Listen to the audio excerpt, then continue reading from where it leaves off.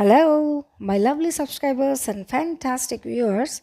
I welcome you all to our channel, English Language a Treasure. How are you all? Hope you all are doing good. In today's topic, Telugu to English Basic 6, we are going to see a phrase that is a great deal of. A great deal of అనే ఒక పదాన్ని group of words ఇవి రెండు పదాలు ఉంటాయి. వాటిని ఏ రకంగా తెలుగులో మనం యూజ్ చేస్తాము, దాన్ని ట్రాన్స్లేషన్లో ఇంగ్లీష్లో ఏ రకంగా వస్తుంది, ఏ రకంగా మనం వాడుక భాషలో కూడా దాన్ని వాడుకోవచ్చు, రెగ్యులర్ ఇంగ్లీష్లో కూడా దాన్ని యూజ్ చేయొచ్చు అనేది ఈ వీడియోలో చూద్దాం. క్లియర్గా ఒక్కొక్కటి నేర్చుకుందాము. అయితే అంతకన్నా ముందు ఎవరైతే ఫస్ట్ టైం నా ఛానల్ని చూస్తున్నట్టయితే లైక్ చేయండి, షేర్ చేయండి, ఇంకా మోస్ట్ ఇంపార్టెంట్లీ సబ్స్క్రైబ్ చేయండి. Alright? Okay, let's get started. A great deal of అనే ఈ ఫ్రేజ్కి మీనింగ్ ఏంటంటే a great deal, a lot అంటే చాలా ఎక్కువ, మచ్ అది కూడా చాలా ఎక్కువ. మనకు తెలుగులో అయితే ఎక్కువ, చాలా అనే పదాలే వస్తాయి. ఇక్కడేమో డిఫరెంట్ మీనింగ్స్ ఉన్నాయి. a great deal అనొచ్చు, a lot అనొచ్చు, మచ్ అనొచ్చు, వెరీ మచ్ అనొచ్చు, సో మచ్ అనొచ్చు. ఈ రకంగా ఏవైనా మీనింగ్స్ ఉపయోగించవచ్చు. అవన్నీ ఒకటే ఫ్రేజ్ని సూచిస్తాయి. అదేంటి? a great deal of. Alright, the first one is Donald ట్రంప్కి బైడెన్ కన్నా చాలా ఎక్కువ అభిమానులు ఉన్నారు. ఇక్కడ బైడెన్ అని చెప్పకుండా కూడా సెంటెన్స్ చెప్పొచ్చు మనం. ఏంటి? డొనాల్డ్ ట్రంప్కి చాలా ఎక్కువ అభిమానులు ఉన్నారు అంటే ఇక్కడ ఏంటి? ఎవరినో ఒకళ్ళని కంపేర్ చేస్తున్నాం కదా, చాలా ఎక్కువ ఉన్నారంటే ఎవరికంటే అనే క్వశ్చన్ వస్తుంది. Naturally answer will be Biden అనే చెప్పాలి కదా, ఎందుకంటే వాళ్ళే కదా రైవలరీస్, వాళ్ళే కదా కాంపిటీటర్స్. కాబట్టి డొనాల్డ్ ట్రంప్కి బైడెన్ కన్నా చాలా ఎక్కువ అభిమానులు ఉన్నారు అనేది తెలుగు సెంటెన్స్. రైట్. దీన్నే ఇంగ్లీష్లో ఏ రకంగా చేస్తాము అంటే, సింపుల్ ఇంగ్లీష్లో అయితేనేమో Donald Trump has more fan following than Biden అని చెప్పొచ్చు. అది simple English. Okay, Donald Trump has more fan following than Biden అనేది. అయితే లిటిల్ అడ్వాన్స్డ్లో మనం అనుకున్నాం కదా, అ గ్రేట్ డీల్ ఆఫ్ అనేది ఉపయోగించాలి ఇప్పుడు. రైట్. సో దాంట్లో ఎట్లా వస్తుంది? Donald Trump has a great deal of fan following. Okay, Donald Trump has a great deal of fan following. ఇది little advanced statement. Okay, right. Okay, the second sentence is అతడు tea కంటే coffee చాలా ఎక్కువ త్రాగుతాడు. అతడు tea కంటే coffee చాలా ఎక్కువ త్రాగుతాడు.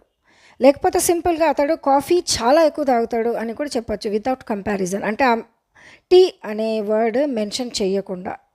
అంటే దాని అర్థం ఏంటి? ఏదో ఒక దానికన్నా ఇది ఎక్కువ తాగుతాడు అనే మీనింగ్ వచ్చేస్తుంది.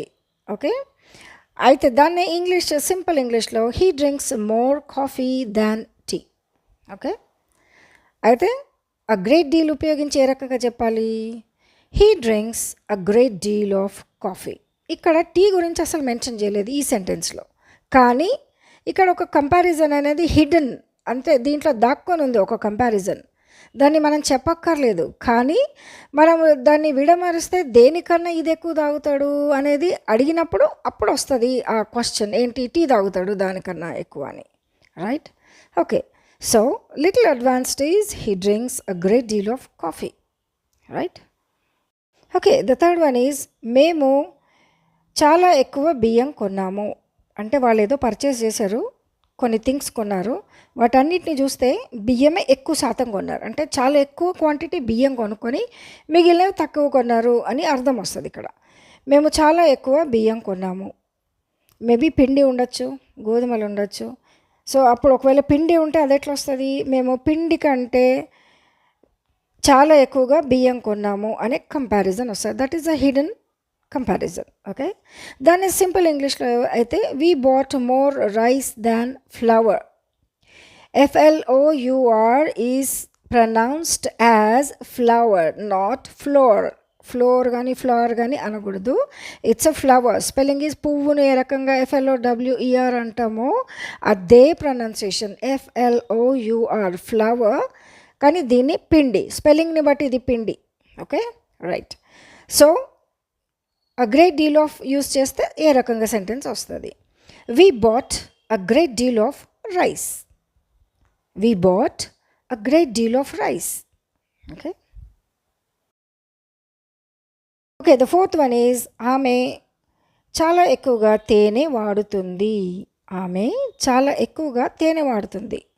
అంటే ఏదో ఒక దానికన్నా ఎక్కువ తేనె ఎక్కువ వాడుతుంది. దాని అర్థం ఏంటి? తేనెకు సబ్స్టిట్యూట్ ఏంటి? షుగరే కదా.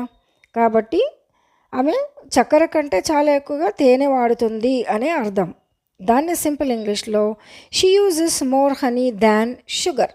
ఓకే. అయితే గ్రేట్ డీల్ని ఉపయోగించి ఏ రకంగా చెప్తాము? She uses a great deal of honey. ఇక్కడ షుగర్ అని రాదు, మెన్షన్ చేయబడదు. Okay. She uses a great deal of honey. Okay. The fifth one is అతడు నాటక రచనల కన్నా ఎక్కువ ఊహాత్మక పుస్తకాలు చదివాడు. ఓకే. అతడు నాటక రచనల కన్నా, నాటకాలు పుస్తకాలు స్టోరీస్ ఉంటాయి కదా, ఆ స్టోరీస్ కన్నా ఎక్కువ ఊహాత్మక పుస్తకాలు చదివాడు. ఊహాత్మక పుస్తకాలు అంటే ఏంటి? తెలుగులోనే కొంచెం డిఫికల్ట్గా అనిపిస్తుంది మనకు. సరే, దీన్ని సింపుల్ ఇంగ్లీష్లో ఏ రకంగా చెప్తాము? He red more fiction books than dramas. నాటక రచనలు అంటే డ్రామాస్, ఫిక్షన్ బుక్స్ అంటే ఊహాత్మక, అంటే ఊహించుకొని రాసిన కథలే ఎక్కువ ఇంట్రెస్టింగ్గా అతనికి అనిపిస్తాయి కాబట్టి ఆ పుస్తకాలు ఎక్కువ చదువుతాడు అని అర్థం. ఓకే. సో సింపుల్ ఇంగ్లీష్లో he red more fiction books than dramas. దాన్ని గ్రేట్ డీల్ ఉపయోగించి he read a great deal of fiction books. He read a great deal of fiction books. మీకు తెలుసా ఈ ఫిక్షన్ స్టోరీస్, ఫిక్షన్ నావెల్స్ ఎవరు ఎక్కువ రాశారు మన ఇంగ్లీష్ లిటరేచర్లో? షేక్స్పియర్స్ నావెల్స్ అన్నీ బ్యూటిఫుల్ ఫిక్షన్. ఆయనకి ఎంత ఊహ అంటే ఆయన ఊహాత్మకంగా రాసేస్తాడు. ఆయన ఇమాజినేషన్కి బౌండరీసే లేవు. He has no boundaries to his imagination. ఎంత బాగా రాసేస్తాడంటే ఒక్కొక్క నావల్ని ఎక్కడికో తీసుకెళ్ళిపోతాడు మనల్ని. అది ఏది నిజం కాదు, అన్నీ ఫిక్షనే, అన్నీ ఊహించుకొనే నిజంగా జరుగుతున్నట్టే మన కళ్ళ ముందుకు వస్తుంది ఆయన చెప్పినప్పుడు ఆ పుస్తకాలు చదువుతుంటే. Right. Okay. He read a great deal of fiction books. Okay. The next one is షేక్స్పియర్కి చాలా గొప్ప ఊహాశక్తి ఉంది. షేక్స్పియర్కి చాలా గొప్ప ఊహాశక్తి ఉంది. అంటే వేరే వాళ్ళని కంపేర్ చేస్తే చాలామంది పోయట్స్ ఉన్నారు రాసేవాళ్ళు, నవలిస్ట్ ఉన్నారు, కానీ ఇతనికి చాలా ఎక్కువ ఊహాశక్తి. ఇతని రాసే పద్ధతి చాలా బాగుంటుంది. ఓకే. దాన్నే గ్రేట్ డీల్ ఉపయోగించి ఏ రకంగా సెంటెన్స్ ఫామ్ చేస్తాము? Shakespeare has a great deal of imagination. Shakespeare has a great deal of imagination. ఆ విధంగా గ్రేట్ డీల్ ఆఫ్ అనే ఫ్రేజ్ను ఉపయోగించి సెంటెన్స్ ఫార్మేషన్ చేయడం జరుగుతుంది. యాక్చువల్లీ ఇది ఫ్రేజ్ కాదు, దిస్ ఈజ్ ఈడియోమాటిక్ ఎక్స్ప్రెషన్. దీన్ని ఈడియం అంటారు. కానీ నేను ఈడియమ్స్ అని చెప్పంగానే గ్రామర్ ఏమో అని భయపడి అసలు గ్రామర్ చదవడానికి భయపడిపోతున్నారు స్టూడెంట్స్ అందరూ. బట్ యాక్చువల్లీ మనం చూస్తే these are very simple sentences. Okay. The next one is Elon Musk తన స్వంత ప్రయాసం ద్వారా చాలా ధనాన్ని సంపాదించుకున్నాడు. ఇలాన్ మస్క్ తన స్వంత ప్రయాసం ద్వారా చాలా ధనాన్ని సమకూర్చుకున్నాడు. I think you know who is Elon Musk. Number 1 the richest person in the world right now. Okay. So దాన్నే ఇంగ్లీష్లో గ్రేట్ డీల్ ఉపయోగించి ఏ రకంగా చెప్తాము? Elon Musk made a great deal of money through his hard work. Elon Musk made a great deal of money through his hard work. ఈ hard work అనేది మనం తెలుగులో ఏ రకంగా చెప్పిన సొంత ప్రయాసం అంటే కష్టపడి పని చేయటం. Is a very hard working person. మీకు తెలుసా, అతడు జస్ట్ 3 to 4 hours నిద్రపోతాడంట. అది కూడా ఆయన ఫ్యాక్టరీస్లో, ఆయన ఎక్కడైతే మ్యానుఫ్యాక్చరింగ్ చేస్తుంటాడో టెస్లా కార్స్ ఇవన్నీ, సో అక్కడే పడుకుంటాడు ఆయన. ఎందుకంటే is so dedicated, so hard working. కాబట్టి ఆయన నంబర్ 1 రిచెస్ట్ పర్సన్ అవ్వగలిగిండు. ఆ dedication is very important. Okay. Right. మనం ఇంగ్లీష్లోకి వద్దాము. ఇలాన్ Musk made a great deal of money through his hard work. Okay. The next one is చాలా ఎక్కువ పరిమాణం అంటే శాతం, చాలా ఎక్కువ శాతం విస్కీ స్కాట్లాండ్లో తయారు చేయబడుతుంది. చాలా ఎక్కువ పరిమాణంలో విస్కీ స్కాట్లాండ్లో తయారు చేయబడుతుంది. ఈ విస్కీ అనేది ఎక్కువ మ్యానుఫ్యాక్చరింగ్ ఎక్కడ జరుగుతుంది అంటే Scotland. Okay, Scotland is the place where the whisky is made. Okay, simple ఇంగ్లీష్లో అయితే ఏంటి, more whisky is made or manufactured in Scotland. అది సింపుల్ ఇంగ్లీష్లో. సో ఈరోజు మన లెసన్ ప్రకారం ఏంటి, అ గ్రేట్ డీల్ ఆఫ్ అని యూజ్ చేస్తే a great deal of whisky is made in Scotland. Okay, a great deal of whisky is made in Scotland. ఈ Scotland అనే పదాన్ని స్కాట్లాండ్ అనకూడదు, అది రాంగ్ ప్రొనౌన్సియేషన్ అవుతుంది. We need to say Scotland, land అంతే, షార్ట్గా పలకాలి దాన్ని. Okay, a great deal of whiskey is made in Scotland. Right? Alright, the next one is, ఈ ప్రాజెక్ట్ ముగించటానికి వాళ్లకు ఇంకా చాలా ఎక్కువ డబ్బులు కావాలి. ఇది తెలుగు సెంటెన్స్. ఈ ప్రాజెక్ట్ ముగించటానికి వాళ్లకు ఇంకా చాలా ఎక్కువ డబ్బులు కావాలి. దీని సింపుల్ ఇంగ్లీష్లో they need more money to finish this project. అది సింపుల్ ఇంగ్లీష్. అదే గ్రేట్ డీల్ ఉపయోగిస్తే they still need a great deal of money to finish the project. Okay, they still need a great deal of money to finish the project. Okay, ఇక్కడ ఒక చిన్న clarification ఇస్తాం మీకు. PROJECT, project. ఇక్కడ నేను project అని చెప్తున్నా. ఎందుకు అంటే ఇక్కడ ఒక టాస్క్, ఒక పని, ఒక ఏదైనా ఒక ప్రజెంటేషన్, ఒక లెసన్, లేకపోతే ఎక్కడికైనా వెళ్ళి చేసే పని ఉంటే వాటిని ప్రాజెక్ట్స్ అని అంటాము. ఇంకొక ప్రొనౌన్సియేషన్ ఏంటంటే ప్రొజెక్ట్. అది షార్ట్గా చెప్పాలి. ప్రాజెక్ట్. ఫస్ట్దేమో ప్రాజెక్ట్, ఏదైనా పని చేస్తే దాన్ని అనాలి. ఇంకొకటి ప్రొజెక్ట్ అనేది ఎప్పుడు అంటామంటే ఏదైనా ఒకటి బల్జింగ్ అవుట్, ఒక సర్ఫేస్ నుంచి బల్జ్ అవుతుంది, బయటికి వస్తుంటుంది, దాన్ని ప్రొజెక్షన్ అంటాము. ఓకే, సపోజ్ మనము వీడియో టేప్స్లో పెట్టి క్యాసెట్ పెట్టినప్పుడు మనం ఏం చేస్తాము, బటన్ నొత్తితే అది ప్రొజెక్షన్ బయటకు వస్తుంది. క్యాసెట్ దాంట్లో టేప్ రికార్డర్లోంచి కానీ లేకపోతే ఈ మధ్యకాలంలో వస్తున్నాయి కదా, బటన్ నొత్తగానే అది బయటకు వస్తుంది, దాన్ని ప్రొజెక్షన్ అంటాం. అంటే ఏంటి, it comes out of it surface.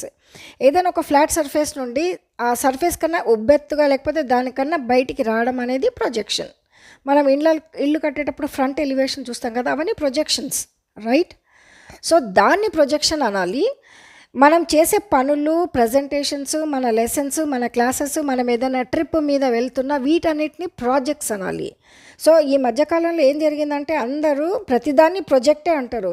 This is my project, I finished my project అంటారు. అది చాలా wrong pronunciation. Okay, so project is the work we do, projection is the bulging that comes out of the surface.